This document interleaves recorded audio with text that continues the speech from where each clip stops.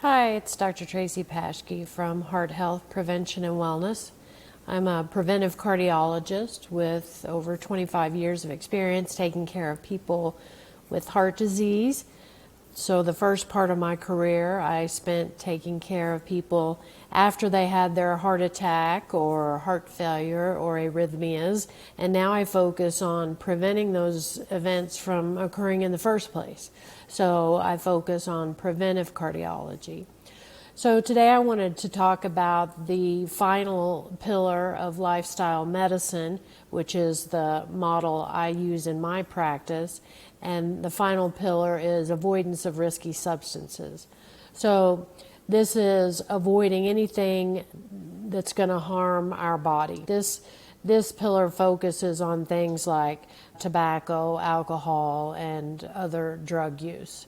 Hopefully everybody knows by now that smoking is bad for our health, but if you haven't heard it from a physician, I'll tell you today, smoking is not good for you. It's not good for your heart, it's not good for your arteries, not good for your brain, your kidneys, your lungs, of course. A lot of people find it very difficult to stop smoking. There are different ways to stop. Some people use patches, some people use gum, nicotine gum. There are some prescription drugs that can help you stop smoking. Some people just go cold turkey, pick a day and sort of change your mindset and think about how smoking is harming you and pick a day and just stop.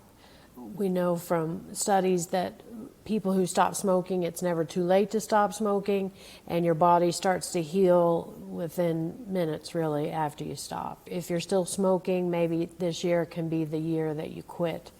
If you've not been able to stop smoking in the past, it doesn't mean you shouldn't try again. It's never too late, and we know that the more times people try to quit, eventually they'll be successful. The other thing I wanted to mention is vaping. Sometimes people use vaping as a bridge to stop smoking, and I think that's okay as long as you stop vaping. Vaping's not healthy for you either, so if you're vaping because you think it's safer than smoking, it's still not good for you, so you need to stop that as well. Then the other thing I wanted to touch on was alcohol.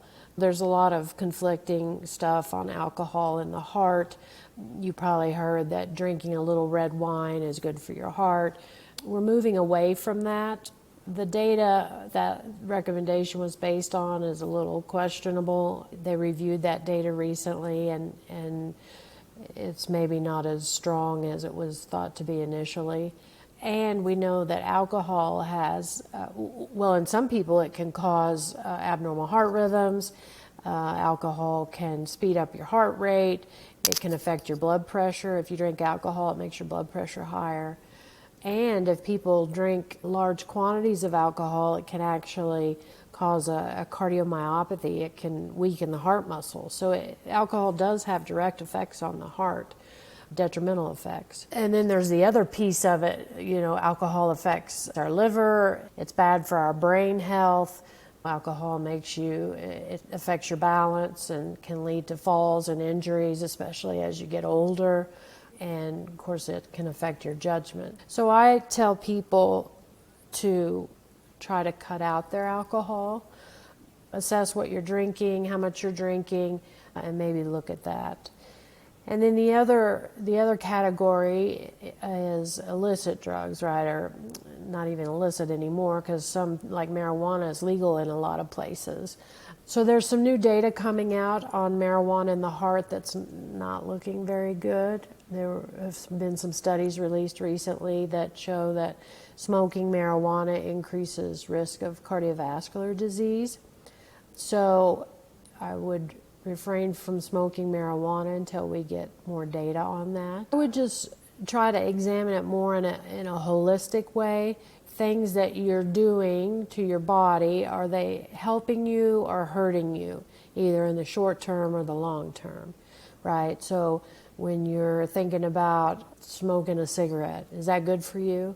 No, it's not good for you. It's not good for your body. So if you kind of change your mindset a little bit about what you're doing, right? We only get one body in this life, so we want to take care of it. The body is the temple, right? So we want to take care of our body so that it serves us throughout our life. You may want to live to be 100. I do. I want to live to be 100, but I don't want to live to be 100 in poor health, right? I want to age well. So the things that I do now, that's the best insurance I have to age well. So that's the last pillar of lifestyle medicine, avoidance of risky substances, and I hope you found a little nugget of knowledge you can take from this and maybe share it with someone you know. And I'm on a mission to help you improve your health. And don't forget that the things that you do to protect your heart, they're also good for the rest of your body. So the avoiding risky substances is not only good for your heart, but it's good for your brain, your mental health, your sleep, so everything, right? It's all related. All right, so I'll see you next time.